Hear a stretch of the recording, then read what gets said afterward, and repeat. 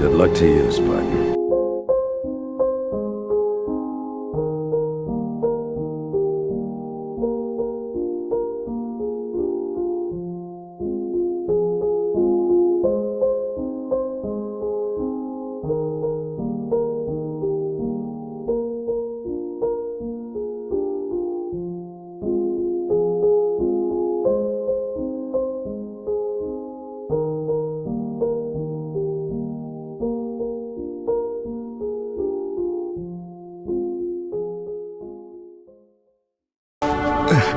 Send me out with a bang.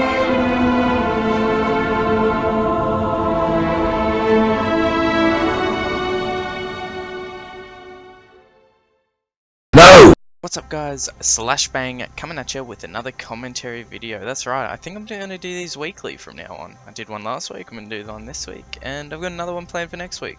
So if you're interested in that kind of stuff, and funny memey videos, be sure to hit the subscribe button, and, you know, join me in this adventure of YouTube. It's going to be a fun one. But yep, let's start the video. Can Halo be saved? I'm pretty sure it's quite evident that Halo has been sitting on some hard times for years now.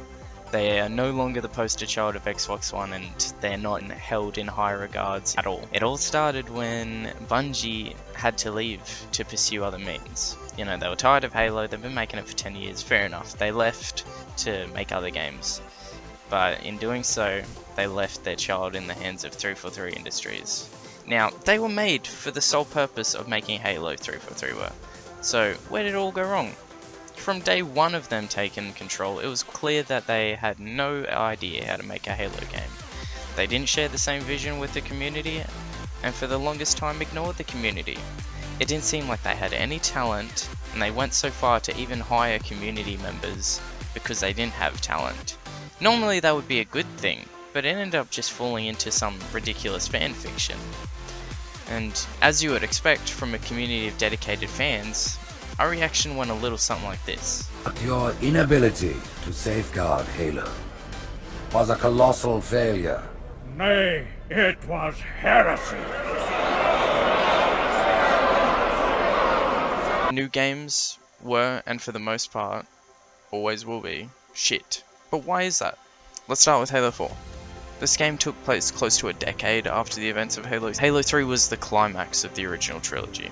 Halo 3 was filled with emotional and epic moments dancing together towards potentially one of the most impactful endings in a first-person shooter campaign ever. And that still holds up to date. It's aged very well. It was made 2007, and the campaign is still held in high regard as one of the best campaigns ever in a first-person shooter. Halo 4, however, we're greeted with nothing to remind us of the original trilogy.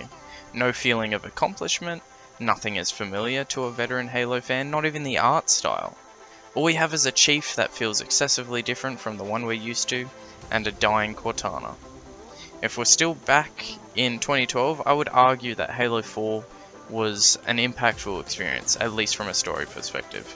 But 7 years later, I can honestly tell you it is the least impactful Halo game to date.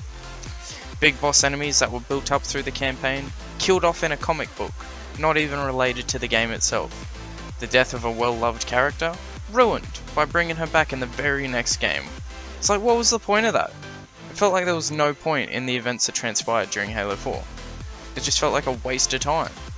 Aside from the campaign, which one could argue it wasn't too bad, we were presented with a nice warm pile of dog shit in the game's multiplayer. It introduced customizable loadouts, kill streaks, always having unlimited sprint, a bland leveling system, and legacy modes that fell flat due to some innovations that they wanted to do. That led the game straying more and more from what Halo was all about. And at the time, many players were comparing the new gameplay even to the game's rivals, such as Call of Duty's and Crysis. Halo used to be this unique phenomenon that always refused to follow the norm.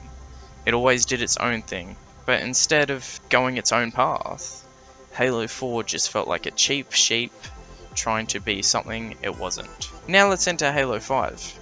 Skimming over the fact that the split screen was removed for Halo 5, a feature that's been in every single Halo game since the first one, they hyped the story so much, man. So much for the game, sparking fan theories left, right and centre. Had Master Chief turn traitor? Is Mendicant Bias going to appear? Will this new character, Agent Locke, be hunting Chief down and killing him? Will Chief kill Locke? The suspense was killing the community. Our hype pre-launch was basically this. Yeah, boy! But then post-launch, we were like this. Why the fuck you lying? Why you always lying? Its campaign is a topic that the community, for the most part, has a universal opinion about. It was garbage. It was just straight garbage. Shitty writing, boring ass bland characters who we are supposed to feel attached to, and are forced to play as, you know, boring and repetitive gameplay which it consists of go here, kill everything, go stay here, kill everything, listen to dialogue while you're walking around for 10 minutes, go there, kill everything. It's the same thing over and over in every single campaign mission, and it was flat out not a fun, nor was it an engaging experience. Quite trash. I've got nothing left to say about the campaign other than definitively it is the worst FPS campaign I've ever played in my entire life. In comparison to Halo 4's multiplayer though, Halo 5 had a pretty good one. Arena multiplayer felt a lot closer to home with removing loadouts entirely and focusing more on original Halo Arena gameplay of, you know, map knowledge, power weapon usage. Although they kept things like sprint and added a couple of other things titled Spartan abilities like shoulder charge, ground pound and dodge. You can tell that 343 actually tested and played with these features a lot, making sure that they were both balanced and fun. And personally, I thought they were fun. I thought they were okay. You know, it felt different, sure, but at the end of the day, I believe many of us felt that it was a good addition rather than something that didn't belong. But of course, you're going to still get the people that would disagree, and that's fair enough. But you'll always get that kind of controversy in a game sandbox, you know? I'm not going to talk about Warzone too much, as I believe that's probably down to personal preference. However, it was a very pay-to-win system from my perspective. You know, you feed the slot machine money, it's going to pop out some things, and hey, maybe you'll get a legendary Scorpion that you could use to floor people in Warzone. You know what I mean? It left players feeling as though it was a major cash grab. I didn't play it much at all, and so I'll just leave my opinion being that I didn't like it. So we come back to the question, how will the new game, Halo Infinite, be any different from these two? And I can honestly tell you that we will not know until we play the game.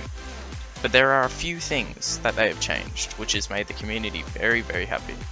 They're bringing back a familiar art style. Granted, it's not the exact same art style, but it's using our original art style that we had from Halo 1 through Reach and sort of hybriding it with what we have now in Halo 5. Similar with what they did with Halo Wars 2, I would imagine. They're also ensuring that split screen is back, which was a dumb move to remove it anyways. And they're giving Chief his old familiar armor back as well, but these are the only things we know about the game at this stage. They put a big smile on the community's face, sure, but realistically, I need to remind you that they're merely a few drops of water in a bucket that needs to be filled. Sure, the trailers look amazing, but Halo 5's trailers looked amazing as well. Now, I've been a Halo fan for probably more than half my life now. Since the very first game, Halo 1, I played it when I was in primary school, when I was a youngin', 6-7 years old. I think I can have a decent opinion on what will make a good Halo game. This is just my opinion, but if the game's going to be good, it has to have an engaging campaign. An engaging, fun campaign that gives us a clear objective, we fulfill it, and the story doesn't rely too heavily on lore. I don't want to have to read a comic book just to understand what's going on, okay? That's not what makes a good story. Extended universe should stay extended universe. Next, all its core game modes need to be in the game day one. You need to have Forge World day one. You need to have custom games day one. Big Team Battles needs to be in the game day one. Infection needs to be in the game day one. All these core modes, they gotta be there when we first load it up. You know, we had custom game server searches on Halo 5. If that was day one, that'd be amazing. But the multiplayer needs to be fun. It needs to focus on that classic Halo Arena multiplayer of map knowledge and, you know, picking up the power weapons and that sort of stuff. Throw loadouts out the window. Focusing on where the weapons spawn, get good with the weapons. That's what the multiplayer needs to be about. But anyway, guys, that's all I have to say. Do you think Halo can be saved with Halo Infinite? I know I just told you to keep your opinions, you know, at a minimum, but I'm actually asking is, do you think it'll be saved with Halo Infinite, or has the damage been done?